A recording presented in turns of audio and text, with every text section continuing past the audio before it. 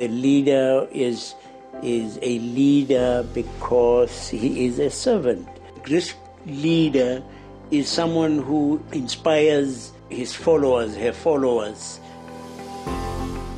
Through our series of TutuTalks, the Desmond and Leah Tutu Legacy Foundation hopes to reframe unresolved issues within civil society and uncover what moral and ethical leadership entails.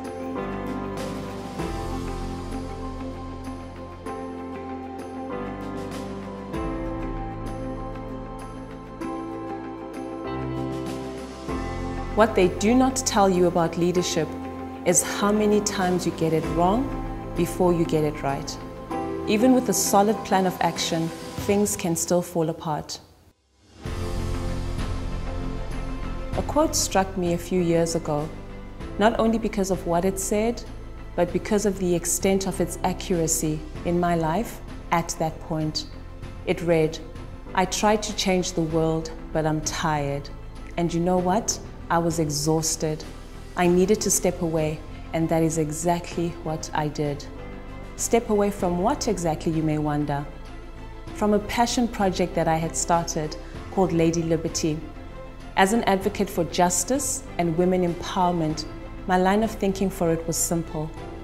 The majority of people who live in abject poverty in South Africa consists of Black women.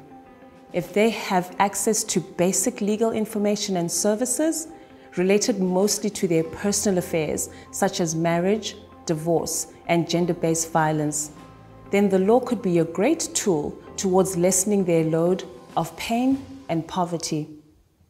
As it is, I cannot confidently tell you what happened to Lady Liberty, but what I can share is my experience with deep emotional, mental, and physical burnout, accompanied by a crippling sense of guilt at what felt like huge failure all around.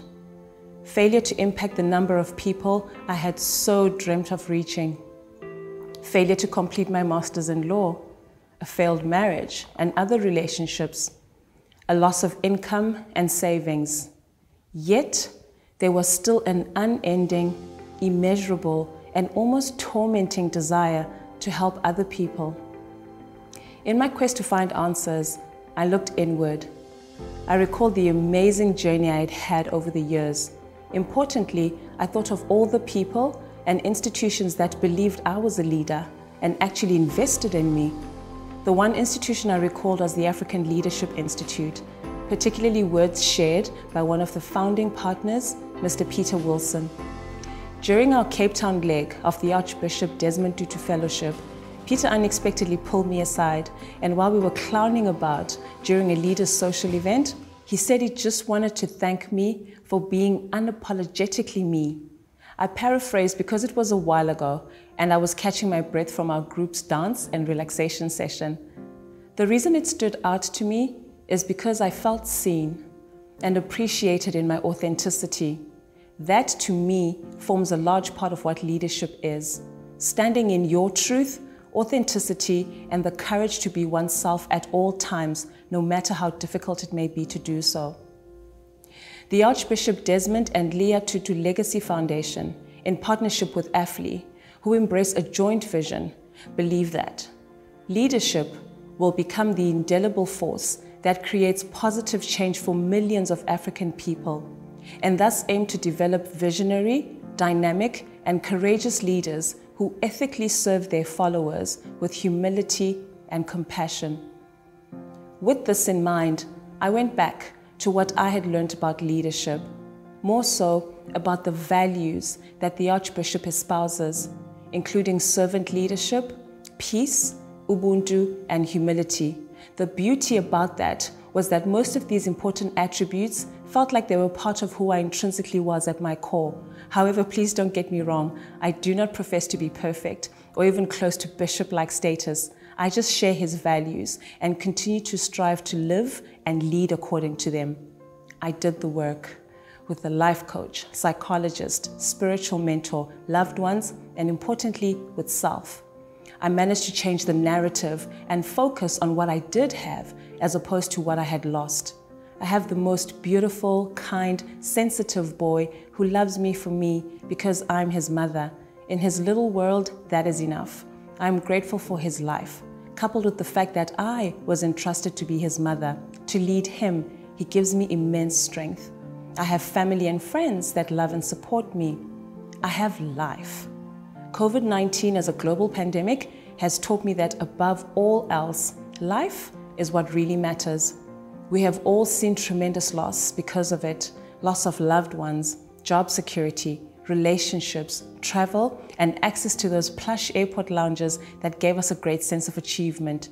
Stripped of all this, we were left with just life and the heightened realization and gratitude that actually it is what we desire and value the most. I have stability, and as such, I'm able to fend for myself and those that I love. I'm in good health. In essence, coupled with my education, training, and experiences, I'm already armed with more than enough resource to lead. I can still serve, and I have much to give, for to whom much is given, much is required. The penny dropped. I was still in service. I had not failed. I had just pivoted on the how, but my why is still the same. It never changed. Enter Doctors Without Borders, also known as Médecins sans Frontières, a global network of principled medical and other professionals working in teams, small and large, to respond to the medical needs of people affected by conflict, disasters, and epidemics, and those excluded from healthcare.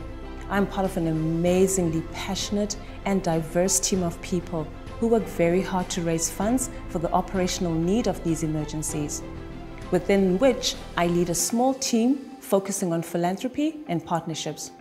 I believe that I'm a democratic leader who sets the vision for the team and then allows each member to contribute his or her part without micromanagement or dictatorship. I'm also aware, with gratitude, that I learn from my team too, and as such, I encourage their ideas, contribution, and challenges to some of mine. Now, COVID-19 has been a humbling equalizer, leveling all of us at the very points we use to differentiate each other, such as class, race, nationality, and gender. Not surprisingly too, the pandemic hit our most vulnerable people the hardest, exposing the failings of healthcare systems, mainly around the African continent. Jonathan Whittle of Médecins sans Frontières asks some pertinent questions. How are you supposed to wash your hands regularly if you have no running water or soap? How can you implement social distancing if you live in a slum or a refugee camp? How are you supposed to stop crossing borders if you're fleeing from war? And how are those with pre-existing health conditions going to take extra precautions if they already cannot afford or access the treatment they need? Questions are many and answers are few. I had grown tired previously because I was working alone. I know better now, and I'm no longer alone. The change required is systemic because the problems we are trying to solve are too. Essentially, we need each other. So if a simple girl like me from the city of Bulawayo, Gontutuzeatun, can start something that can make a difference in the life of another human being, imagine what you can do. May the lens totally shift from me and turn towards the people we aim to reach, to solve the problems we aim to solve.